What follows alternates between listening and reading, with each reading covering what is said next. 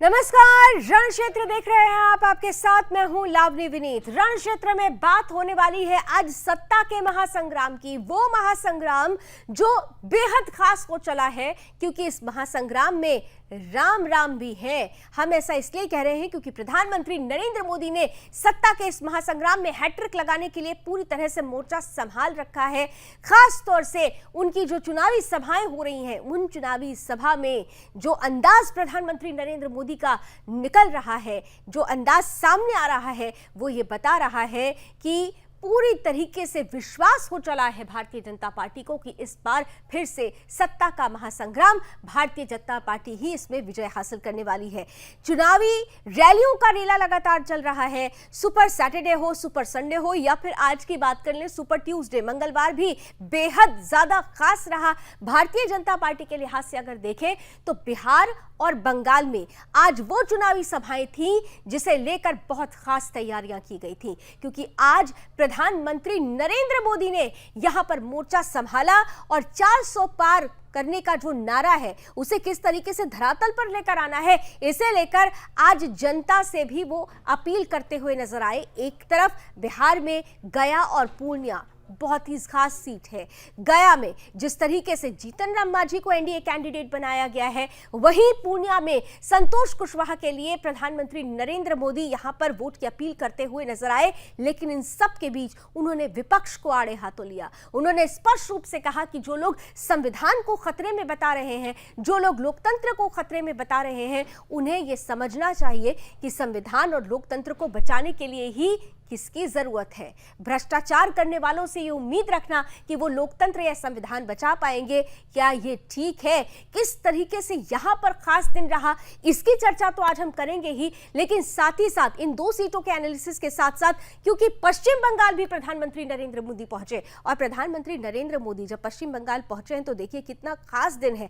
कल रामनवमी है। रामनवमी के पहले प्रधानमंत्री नरेंद्र मोदी की बलूरघाट और रायगंज में जो रैलियां हुई हैं, जनसभा में जिस तरह से प्रधानमंत्री नरेंद्र मोदी ने राम राम किया है, उससे स्पष्ट हो जा रहा है कि टीएमसी को खुली चुनौती भारतीय जनता पार्टी देने को तैयार है। 2019 में 42 में से 18 सीटें थी, लेकिन इस बार ये आंकड़ा 35 पार हो सकता है। 35 पार का लक्ष्य निर्धारित किया गया है और जब उद्देश्य और लक्ष्य दोनों जीत हो तो चुनावी रैलियों में जिस तरीके का बिगुल बचता है वो बेहद खास परिणाम लेकर आता है। हालांकि परिणाम के लिए 4 जून का इंतजार है, लेकिन उससे पहले 19 अप्रैल का इंतजार, जब पहले चरण का चुनाव होगा। और इससे पहले आज जिन 4 सीटों पर खासतौर से प्रधानमंत्री ने ताल ठोकी है, उन चारों सीटों का पूरा जो समीकरण है, राजनीतिक समीकरण है, वो क्या कहता है, ये सब कुछ आज सत्ता के इस महासंग्राम में रण क्षेत्र के इस मंच पर समझने की कोशिश करेंगे। मेरे साथ थोड़ी देर में कुछ खास मेहमान जुड़ेंगे,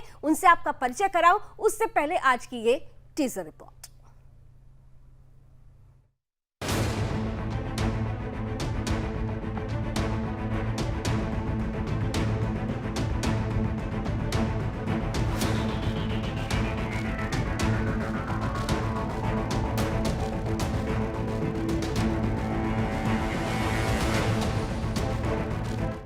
सत्ता का महासंग्राम शुरू हो चुका है। लोकसभा चुनाव 2024 के पहले चरण की तारीख करीब आ गई है और अब भारतीय जनता पार्टी हैट्रिक लगाने के लिए तैयार नजर आ रही है। जहां एक तरफ दूसरी पार्टियां अपने भ्रष्टाचार के चंगुल में उलझती नजर आ रही है, वहीं बीजेपी पूरे दमखम से मैदान में जनता के बीचों बीच उतर चुकी है। स्टार प्रचारकों के साथ प्रधानमंत्री नरेंद्र मोदी देश के कोने कोने में, खासकर उन क्षेत्रों में निशाना साध रहे हैं जहां बीजेपी को पिछले चुनावों में उदासीन नतीजे देखने को मिले थे। पार्टी की मेहनत बता रही है कि इस बार 370 पार का नारा यूं ही नहीं गूंज रहा। ये आंकड़ा जनता के बीच रहकर लगातार मेहनत करके ही दिया जा रहा है। इसी क्रम में जहां एक तरफ पीएम मोदी आज बिहार और पश्चिम बंगाल की जनता को साधते मैदान में नजर आए, वहीं गृह मंत्री अमित शाह आज मध्य प्रदेश, उत्तराखंड और जम्मू कश्मीर में जनसभाएं की है। बीजेपी की ताबड़तोड़ रैलियां और जनसभाओं को देखकर तो ये लग रहा है कि चुनावी प्रचार के अंतिम दिन से पहले ही बीजेपी अपना काम कर चुकी है।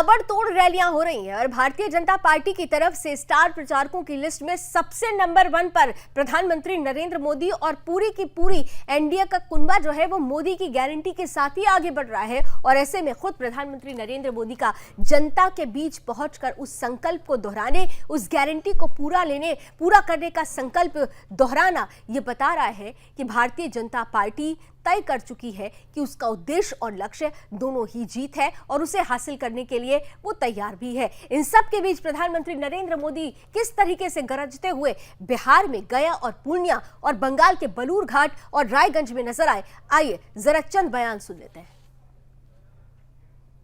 बिहार में जंगल राज का सबसे बड़ा चेहरा आरजेडी है। भ्रष्टाचार में बिहार में भ्रष्टाचार का दूसरा नाम आरजेडी। बिहार की बर्बादी की सबसे बड़ी गुनहगार चारा घोटाले के नाम पर वोट मांगने वाले,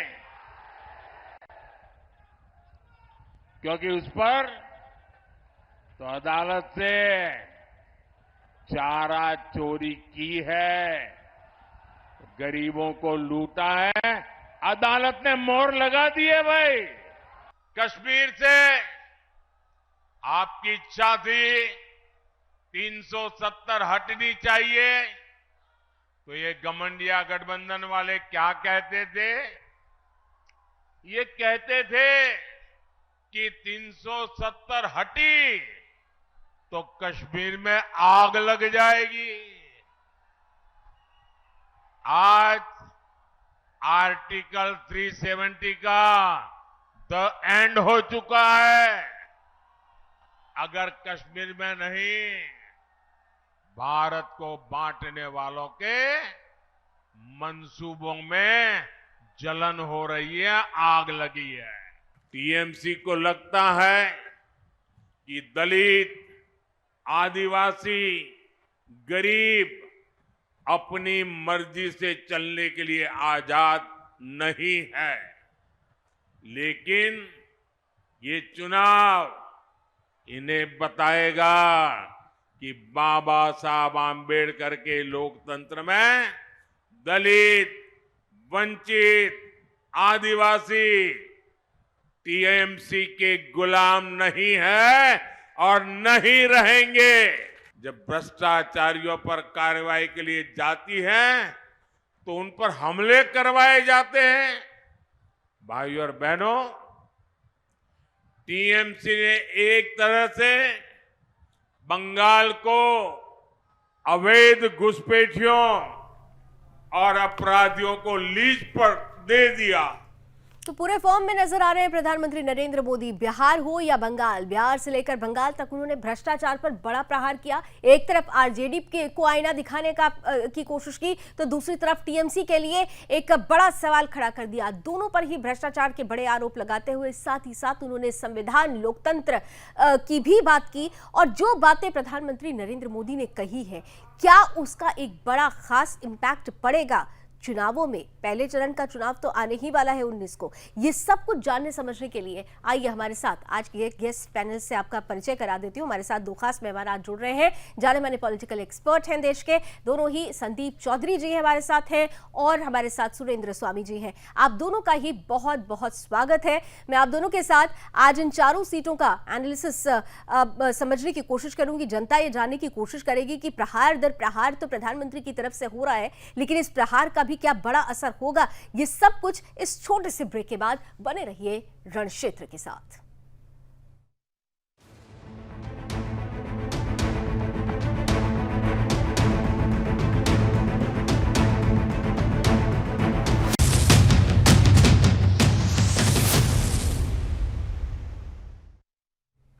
तो सत्ता सत्ता का महासंग्राम है रण क्षेत्र में। आज हम इसी महासंग्राम की बात कर रहे हैं। भारतीय जनता पार्टी की तरफ से कमान संभाल रखी है, एनडीए की तरफ से कहना चाहिए कमान संभाल रखी है प्रधानमंत्री नरेंद्र मोदी ने। बिहार और बंगाल दौरे पर जिन 4 सीटों पर आज खास तौर से उन्होंने विपक्ष पर प्रहार किया, जनता से वोटों की अपील की, हैट्रिक का लक्ष्य तैयार किया, उन 4 सीटों पर हर एक सीट का एनालिसिस आज अपने गेस्ट पैनल के साथ हम करने का प्रयास करेंगे। सबसे पहले चलिए हम चल रहे हैं उस सीट पर, उस सीट का जिक्र करने वाले हैं जिसे बुद्ध की धरती कहा जाता है, जिसे मोक्ष की धरती कहा जाता है कि पितरों का तर्पण अगर यहां से हो तो उन्हें मोक्ष की प्राप्ति होती है। हम बात कर रहे हैं गया की। देखिए, गया की जब हम बात करते हैं तो जरा फुल फ्रेम पर लेकर आइए, गया के बारे में थोड़ी सी जानकारी दे देते हैं अपने दर्शकों को। गया में खासतौर से जीतन राम मांझी हमसे उम्मीदवार है, एनडीए के उम्मीदवार हैं, और साथ ही साथ इनके सामने टक्कर देने के लिए आरजेडी के उम्मीदवार कुमार सर्वजीत हैं। इस राजनीतिक सीट की अगर बात की जाए तो ये खास सीट मानी जा रही है क्योंकि ये सीट SC ST के लिए रिजर्व है। यहां का इतिहास बताता है कि यहां से इसी वर्ग से लोग जो आए उनकी जीत हुई है। जीतन राम मांझी का अगर राजनीतिक करियर इस लिहाज से थोड़ा देखते हैं तो बिहार के पूर्व मुख्यमंत्री रहे हैं जीतन राम मांझी, गया से 3 बार चुनाव लड़ चुके हैं। इसके अलावा गया की सीट पर मांझी का ट्रैक रिकॉर्ड हालांकि निराशाजनक रहा है, बावजूद उसके इस बार भी भारतीय जनता पार्टी की तरफ से उन पर ही भरोसा जताया गया है। मांझी को बीजेपी, जेडीयू, एलजेपी और आरएलएसपी से पूरा समर्थन मिला हुआ है। इनके सामने अगर अब टक्कर की बात करते हैं तो कुमार सर्वजीत जो कि आरजेडी के उम्मीदवार हैं, इनके सामने है, यानी महागठबंधन ने आरजेडी को यह सीट मिली हुई है, महागठबंधन से कुमार सर्वजीत सामने है। गया में अगर जनता के मुद्दों की बात की जाए तो खास तौर से मांझी समाज का विकास और भ्रष्टाचार, ये 2 मुद्दे हैं जो लोगों के जहन में लगातार चल रहे हैं कि भ्रष्टाचार खत्म होना चाहिए और जो मांझी समाज है उसका विकास जो करेगा उसके साथ ही जाएंगे। 2019 की रिजल्ट को जरा जल्दी से एक बार देख लेते हैं। यहां पर 2019 की अगर बात करते हैं तो यहां पर जेडीयू ने जीत हासिल की थी। विजय कुमार उस वक्त यहां से जीते थे 4,67,007 वोटों के साथ। वहीं दूसरी तरफ जैसा कि हमने पहले कहा कि जीतन राम मांझी के लिए बहुत अच्छा नहीं रहा है यहाँ का उनका ट्रैक रिकॉर्ड, लेकिन उस वक्त जब वो दूसरे नंबर पे थे तो उन्हें 31,04,581 वोट मिले थे। अब आइए जरा इस सीट का एनालिसिस करते हैं। हमारे साथ सुरेंद्र स्वामी जी और संदीप चौधरी जी हैं। सबसे पहले संदीप जी, गया सीट SC ST के लिए रिजर्व है। हमने एक छोटा सा इतिहास यहाँ पर रखा है। खास तौर से जब हम गया की बात करते हैं तो यहाँ पर मांझी समाज का दबदबा रहा। जीतन राम मांझी को ये सोचकर चुनावी मैदान में उतारा गया कि उस समाज को सीधे तौर पर अट्रैक्ट किया जाएगा, लेकिन ट्रैक रिकॉर्ड बहुत अच्छा नहीं है। ऐसे में क्या आपको लगता है कि भारतीय जनता पार्टी के लिए यहाँ जीत सुनिश्चित हो जाएगी? एनडीए के लिए क्या ये जीत सुनिश्चित होगी? देखिए लावनी जी, जो गया सीट है, बोध गया पहली बात तो एक ऐतिहासिक जगह है और इस सीट पर जो मांझी समाज है बहुतायत में है, काफी वोट बैंक है, वो सीट को जिता भी सकते हैं, वो हरा भी सकते हैं। इसके साथ साथ मैं ये मानता हूं कि चुनाव में कोई भी चुनाव जीतने के लिए समीकरण मैटर करती है। समीकरण आपका किस तरीके से है, तो आज की तारीख में जो गया का समीकरण बैठता है, जिस तरीके से जेडीयू, बीजेपी, ये पूरा अलायंस है, उसमें चिराग पासवान भी है और भी लोग शामिल हैं, तो इस हिसाब से अगर देखते हैं तो जीतन राम मांझी को यहाँ पर माइलेज है और Jitan Ram Manjhi according to me वो इस सीट को इस बार निकालते हुए नजर आते हैं।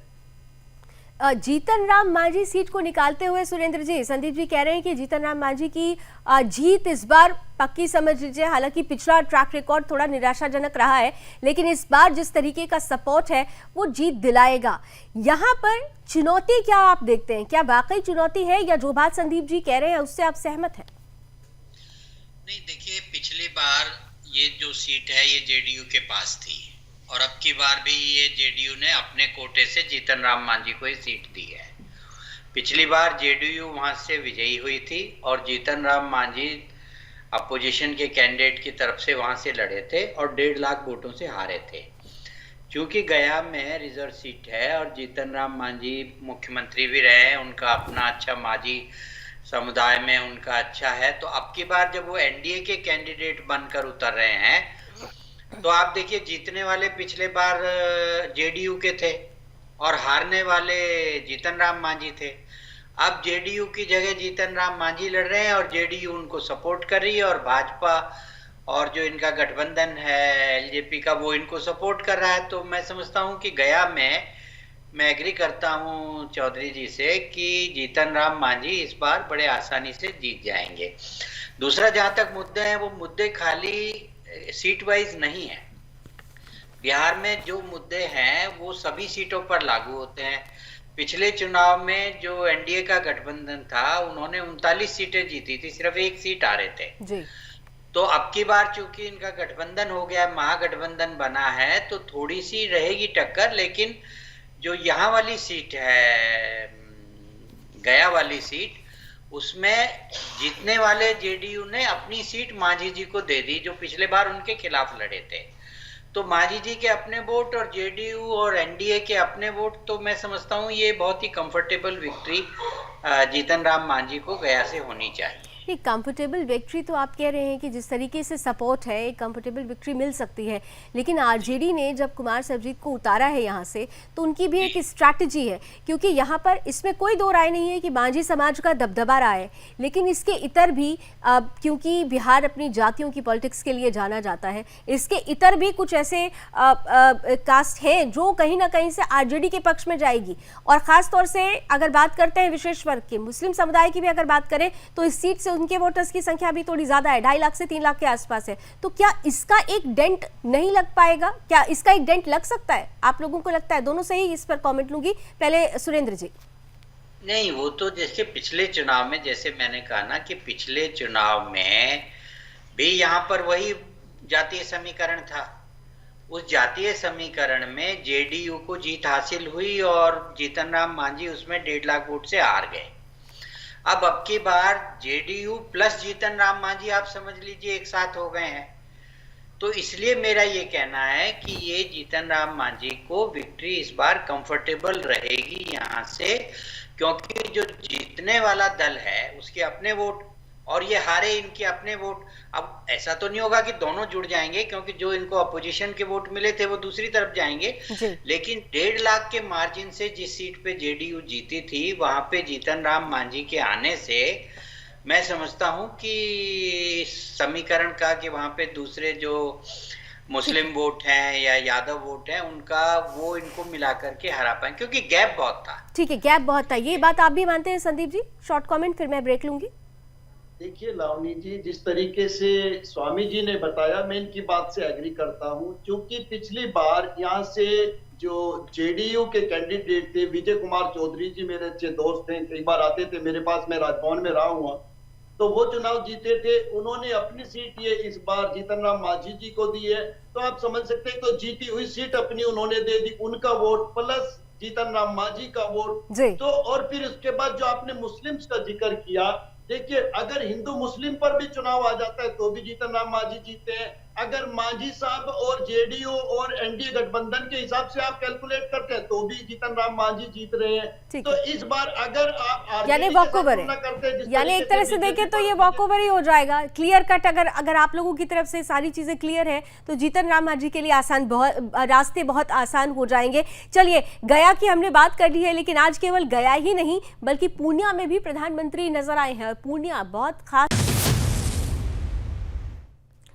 तो प्रधानमंत्री नरेंद्र मोदी आज गया के साथ साथ बिहार में पूर्णिया में भी उनकी उपस्थिति रही। विशाल जनसभा को उन्होंने संबोधित किया, भ्रष्टाचार पर प्रहार करते हुए नजर आए, आरजेडी को स्पष्ट रूप से भ्रष्टाचार का दूसरा रूप बता दिया।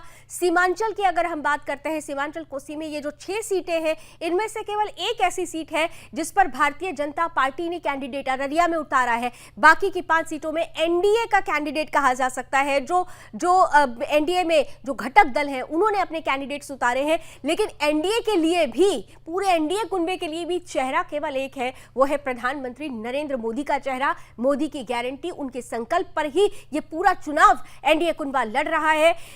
पूर्णिया पहुंचने पर किस तरीके से वो गरजे हैं आपने सुना ही, लेकिन इन सब के बीच क्योंकि हम बात पूर्णिया की कर रहे हैं, पूर्णिया किस तरह से पूर्ण है, वहां का राजनीतिक समीकरण क्या कहता है, आइए जरा जल्दी से देख लेते हैं।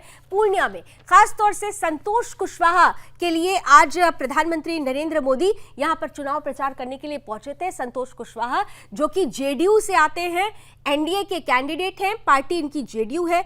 इनके सामने आरजेडी ने जेडीयू से ही आरजेडी में गई बीमा भारती को चुनावी मैदान में उतारा है और इसके साथ ही साथ पप्पू यादव यहां से बहुत पकड़ वो उन्होंने बनाई है, जमीन पर बहुत काम करते हुए नजर आए, निर्दलीय लड़ रहे हैं वो। यहां पर त्रिकोणीय मुकाबला यहां पर कहा जा सकता है। संतोष कुशवाहा की अगर बात करें जो कि एनडीए के कैंडिडेट हैं, पूर्णिया मैदान के पुराने खिलाड़ी माने जाते हैं, 2 बार से पूर्णिया के सांसद रह चुके हैं। इसके अलावा हैट्रिक के उद्देश्य से मैदान में इनको उतारा गया है। 2010 में बीजेपी के टिकट से 22वीं विधानसभा के विधायक रहे हैं। 2014 और 19 में पूर्णिया में लगातार इनकी जीत बरकरार रही है। इनको क्यों चुना गया है, इसके पीछे भी यही वजह मानी जा रही है कि 14 और 19 दोनों में ही जीते हैं, तो ये जनता की पहली पसंद है। नीतीश कुमार का भरोसेमंद इन्हें माना जाता है। साथ ही साथ अगर संतोष कुशवाहा के 2019 का जो रिजल्ट था उस पर एक गौर फरमाते हैं तो संतोष कुशवाहा जेडीयू से उस वक्त भी थे, 6,32,924 वोट उन्हें मिले थे। वहीं कांग्रेस दूसरे नंबर पे थी जिन्हें 36,09,463, उदय सिंह कैंडिडेट थे दूसरे नंबर पर कांग्रेस के। टक्कर आपको हमने बताई दी कि बीमा भारती आरजेडी से है, पप्पू यादव निर्दलीय चुनावी मैदान में है। यहां पर त्रिकोणीय मुकाबला लग रहा है। रोजगार, भ्रष्टाचार और विकास, ये बड़े मुद्दे पूर्णिया में खासतौर से लोगों के जहन में चल रहे हैं। संदीप चौधरी जी और स्वामी सुरेंद्र स्वामी जी के पास चलते हैं।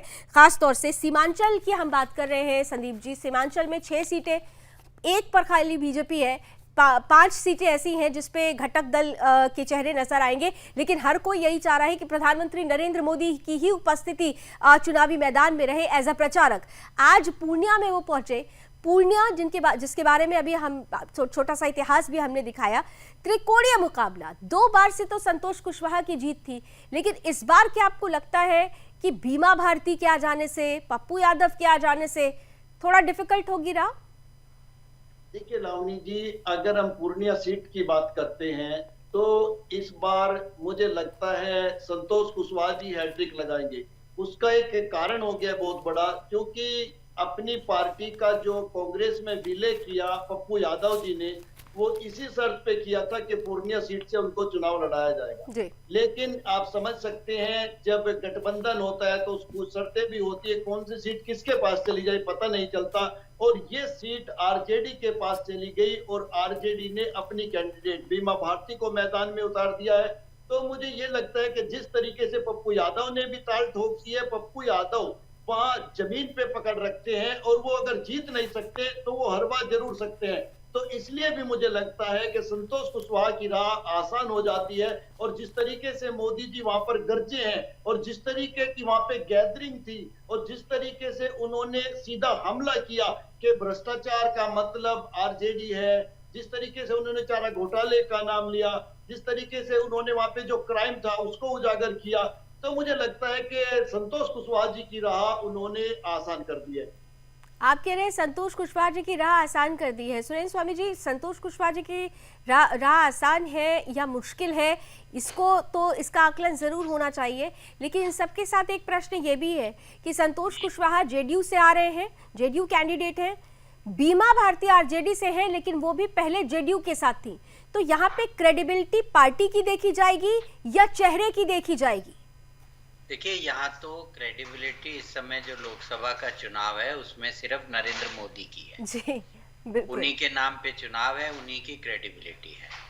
अगर आप मोदी जी को 2019 में देखें तो उस समय के चुनाव में ये कुशवाहा जी 2.5 लाख वोटों के अंतर से जीते थे। जो दूसरे नंबर पे कांग्रेसी रहे थे उनको 32% वोट मिले थे और इनको 55%। तो आप देखिए कितना बड़ा गैप था। उस समय राम मंदिर नहीं बना था, उस समय 370 नहीं हटा था, उस समय अगर हम देखें तो ये ट्रिपल तलाक का इशू नहीं आया था।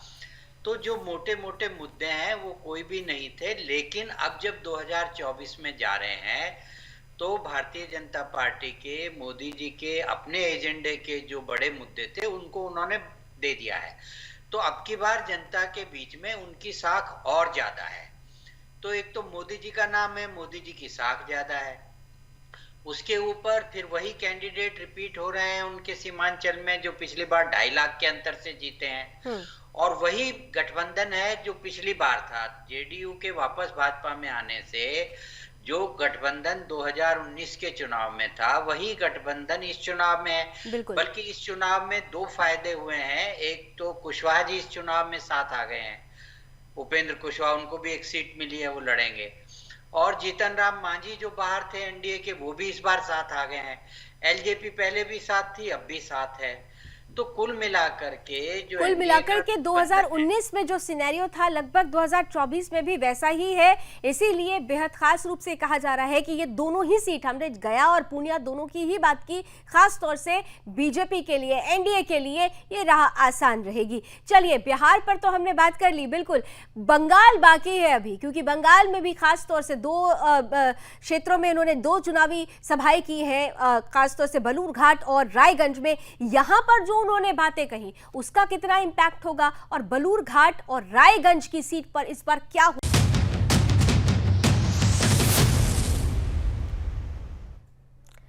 तो 400 पार के नारे के साथ भारतीय जनता पार्टी चुनावी मैदान में उतर चुकी है। प्रधानमंत्री नरेंद्र मोदी ने प्रचार की कमान संभाल रखी है। जहां पर भी, जिस भी इलाके में वो जा रहे हैं, जिस भी संसदीय क्षेत्र में जा रहे हैं, चुनावी सभाओं में वो भ्रष्टाचार पर खुलकर प्रहार कर रहे हैं। और इसके साथ साथ एक बार फिर से वो संविधान, लोकतंत्र और सनातन और सत्य की बात कर रहे हैं। हिंदुत्व की तरफ भी वो सीधे तौर पर बात करते हुए नजर आ रहे हैं। राम का नाम, प्रभु श्री राम का नाम एक बार फिर से गूंज रहा है। जब बंगाल प्रधानमंत्री नरेंद्र मोदी पहुंचते हैं तो सीधे सीधे ममता सरकार को आड़े हाथों लेते हुए उनकी तरफ से कहा जाता है कि यहां पर घुसपैठियों को समर्थन मिलता है, सीएए का विरोध होता है, रामनवमी की छुट्टी के लिए अदालत का दरवाजा खटखटाना पड़ता है, जबकि ईद में 2-2 दिन की छुट्टी हो जाती है। रामनवमी के जुलूस जो लोग निकालते हैं उनको दंगाई तक करार दे दिया जाता है। ऐसी परिस्थिति में ये जो बड़ा प्रहार है कितना बड़ा असर डालेगी, ये देखना बहुत दिलचस्प है। जिन 2 सीटों पर आज प्रधानमंत्री नरेंद्र मोदी, जिन 2 सीटों की प्रत्याशियों के लिए, उम्मीदवारों के लिए चुनावी प्रचार कर रहे थे,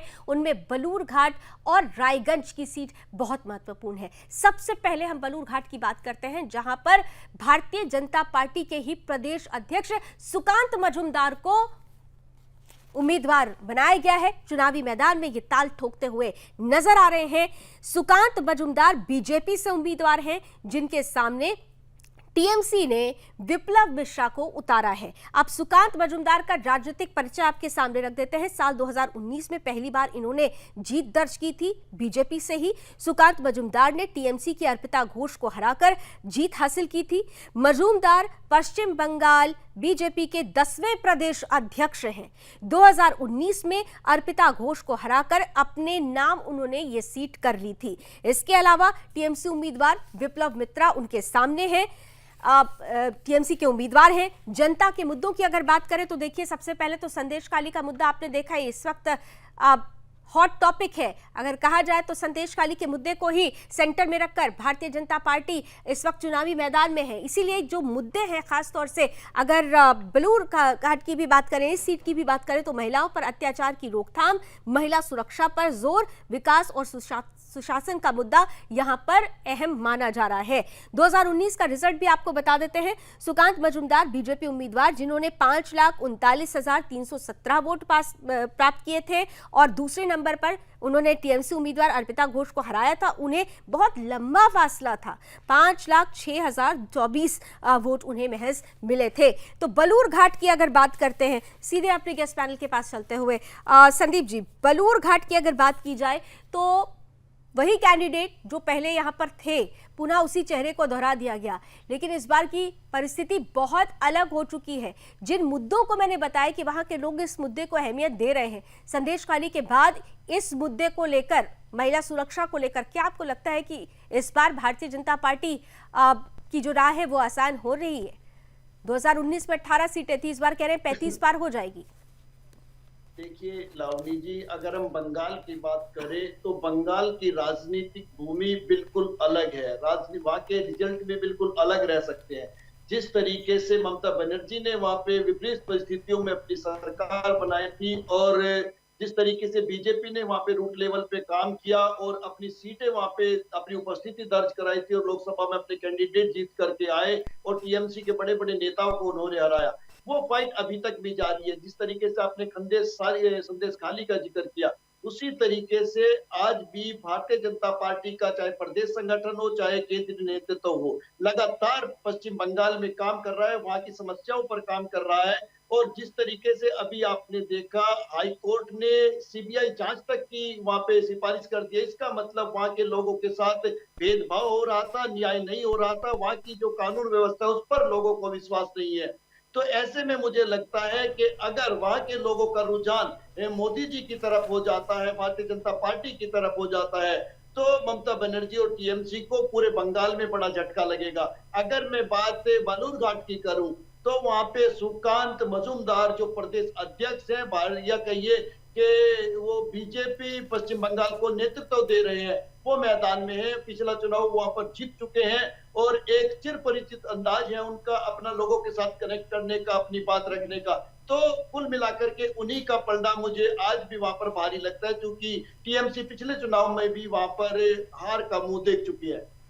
पिछले चुनाव में टीएमसी यहां पर हार का मुंह देख चुकी है, लेकिन सुरेंद्र स्वामी जी पिछले चुनाव का चेहरा अर्पिता घोष थी और इस बार टीएमसी की तरफ से विप्लव मित्रा को उतारा गया है। विप्लव मित्रा का कहा जाता है कि उनकी भी पकड़ इस क्षेत्र में है, तो क्या इस चेहरे का कोई फायदा टीएमसी को मिल सकता है या यहाँ भी बीजेपी के लिए राह आसान रहेगी, जैसा कि संदीप जी कह रहे हैं? नहीं, देखिए, राह आसान वाली बात तो मैं नहीं कहूंगा। वो इसलिए कि पिछले चुनाव में सुकांत मजूमदार जो है वो कुल 35,000 वोट से जीते थे। उनका जो विक्ट्री मार्जिन था वो 3% की रेंज में आता है। लेकिन इसमें दो डेवलपमेंट हैं जिनको आपको देखना है। पहला डेवलपमेंट तो ये है कि पहली तो फैक्ट मैं कहूँगा डेवलपमेंट के बजाय, पहला फैक्ट ये है कि ये सीट उत्तरी बंगाल में, उत्तरी पश्चिम बंगाल की सीट है। मतलब बंगाल में जो उत्तरी हिस्सा है वहां पे 8 लोकसभा की सीटें हैं। पिछले बार भाजपा ने 6 सीटें जीती थी और वहां पे भाजपा बहुत मजबूत स्थिति में है। तो ये सीट उनमें से एक सीट है और दूसरी भी जो आप डिस्कस करेंगे वो भी उत्तरी बंगाल की सीट है। तो इस स्थिति में बीजेपी वहां पर बहुत मजबूत स्थिति में है और इसलिए इनको एक एडवांटेज है कि ये उस क्षेत्र में चुनाव लड़ रहे हैं जहां पर बीजेपी स्ट्रांग है जी। दूसरी बात ये आती है कि टीएमसी और भाजपा में जो चुनाव हो रहा है वो बहुत कांटे की टक्कर हो रही है। लेकिन जो दो डेवलपमेंट मैं आपको बताना चाह रहा था वो ये है कि पहले तो लेफ्ट और कांग्रेस दोनों ही अलग अलग चुनाव लड़े थे पिछले बार 19 में और दोनों ने करीब करीब यहाँ पे 15% और जो दूसरी सीट आप डिस्कस करेंगे वहां करीब 20% वोट मिलाकर लिए थे। अब ममता बनर्जी ने जब गठबंधन की बात हुई तो उन्होंने कहा कि अगर लेफ्ट से समझौता होगा तो हम कोई गठबंधन नहीं करेंगे। तो उस स्थिति में जो लेफ्ट के वोटर्स हैं उनको मालूम है वो तो जीतेंगे नहीं, उसमें पहले ही काफी भाजपा में जा चुके हैं जी। और जो भी 10-12% वोटर हैं उसमें से जो हिंदू वोटर है वो निश्चित रूप से भाजपा की तरफ शिफ्ट होगा। यही हाल कांग्रेस का है। कांग्रेस के साथ क्या स्थिति हुई है कि कांग्रेस ने जो अपना घोषणा पत्र लाया है उसमें लोग सब बातें कर रहे हैं, लेकिन एक बहुत इंपॉर्टेंट बात है उस घोषणा पत्र में उन्होंने ये कहा है कि हम बहुसंख्यकवाद के खिलाफ हैं। यही लाइन आजादी से पहले मुस्लिम लीग ने ली थी।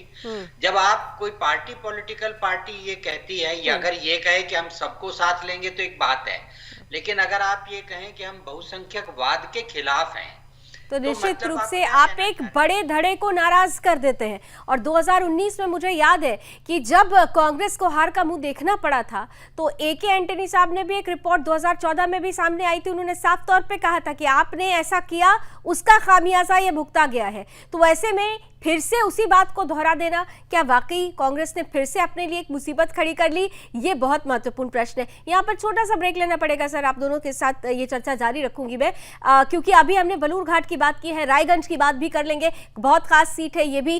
क्या है यहाँ का चुनावी समीकरण, इस छोटे से ब्रेक के बाद बने रहिए रणक्षेत्र के साथ।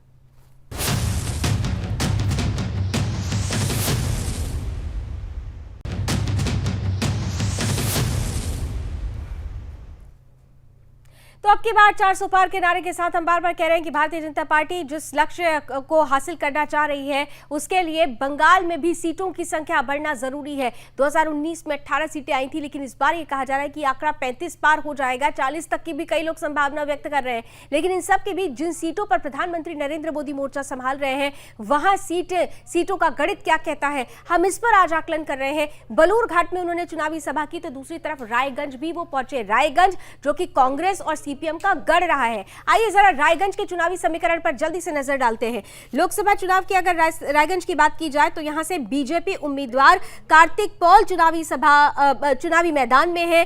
टीएमसी उम्मीदवार कृष्णा कल्याणी उनके अगेंस्ट खड़ी हुई हैं। राजनीतिक करियर की अगर बात की जाए, इस सीट के राजनीतिक परिचय को अगर मैं आपके सामने रखूं तो रायगंज लोकसभा सीट कांग्रेस और सीपीएम का गढ़ मानी जाती है। अब तक 2 बार ही कांग्रेस या सीपीएम के अलावा किसी और पार्टी की यहां पर जीत हुई है। 2019 के लोकसभा चुनाव में बीजेपी की ही जीत हुई थी। यहां पर दूसरे चरण में यानी कि 26 अप्रैल को मतदान होना है। यहां पर कृष्णा कल्याणी से जो कि टीएमसी उम्मीदवार है, बीजेपी की सीधी टक्कर है। जनता के मुद्दों की अगर बात करूं तो ग्रामीण विकास पर यहां पर जोर दिया जा रहा है, क्योंकि यहां पर जो ग्रामीण पॉपुलेशन है, जनसंख्या है, वो सबसे ज्यादा है। 85.08% जनता ग्रामीण है। विकास और सुशासन यहाँ के महत्वपूर्ण मुद्दे हैं। जल्दी से संदीप जी, रायगंज को लेकर आपका एनालिसिस क्या कहता है? देखिए लावनी जी, अगर हम रायगंज की बात करते हैं, आज की तारीख में आपको याद होगा विधानसभा चुनाव में ममता बनर्जी अपना चुनाव हार गई थी। इसका मतलब यह है कि बंगाल के अंदर मोदी जी ने वो पकड़ बनाई है, लोगों के दिलो दिमाग तक वहां पर एंट्री हो चुकी है। बदलते हिंदुस्तान को लोग देख रहे हैं। तो ऐसे में मुझे लगता है कि बीजेपी की पकड़ इस सीट पर भी मजबूत है। और जो 400 पार का नारा जो दिया जा रहा है, जैसे स्वामी जी ने राम मंदिर का जिक्र किया, तो ये चीजें धारा 370 का जिक्र किया। बंगाल के लोग बड़े स्वाभिमानी होते हैं और स्वतंत्रता संग्राम में बंगाल का बहुत बड़ा योगदान रहा है। तो मुझे लगता है चीजें अगर राष्ट्रवाद पर आएंगी, राष्ट्रभक्ति पर आएगी, किसी भी एंगल से अगर आप देखेंगे तो यहाँ पर बीजेपी की पकड़ मजबूत होती दिख रही है। सुरेश स्वामी जी, लेकिन यहाँ पर देखिए कांग्रेस और सीपीएम का ये गढ़ कहा जाता था, लेकिन 2019 में ये जो पर्सपेक्टिव था वो बदल गया था। जल्दी से 20 सेकंड्स में आपका कमेंट इस सीट को लेकर, लास्ट 20 सेकंड सर। नहीं, मेरा भी यही कहना है कि पहली बात तो ये उत्तरी बंगाल की सीट है जहां बीजेपी बहुत मजबूत स्थिति में है। दूसरी बात यह है कि 2019 में जब ये जीते, जबकि पोलराइजेशन और इश्यूज इतने नहीं बन पाए थे, तो इस बार जो पोलराइजेशन बहुत ज्यादा है और इश्यूज भी नए उसमें बहुत ज्यादा जुड़े हैं। और पिछले बार 60,000 वोट से जीती थी भाजपा वहां पे। तो मुझे यह है कि इस बार पूरे ही बंगाल में भाजपा ज्यादा सीट आएगी भाजपा की, यानी कि जो भाजपा कह रही है कि 400 पार इस बार बंगाल में भी 42 में से वो 35 पार का जो नारा लगा रहे हैं उसमें वो पूरी तरह से सफल हो सकते हैं। बहुत बहुत धन्यवाद आप दोनों का हमारे साथ जुड़ने के लिए, इन तमाम सीटों पर अपना प्रॉपर एनालिसिस जनता के सामने रखने के लिए। रण क्षेत्र में आज बस इतना ही। देश और दुनिया की तमाम खबरों के लिए आप जुड़े रहिए सुदर्शन न्यूज के साथ। जय हिंद।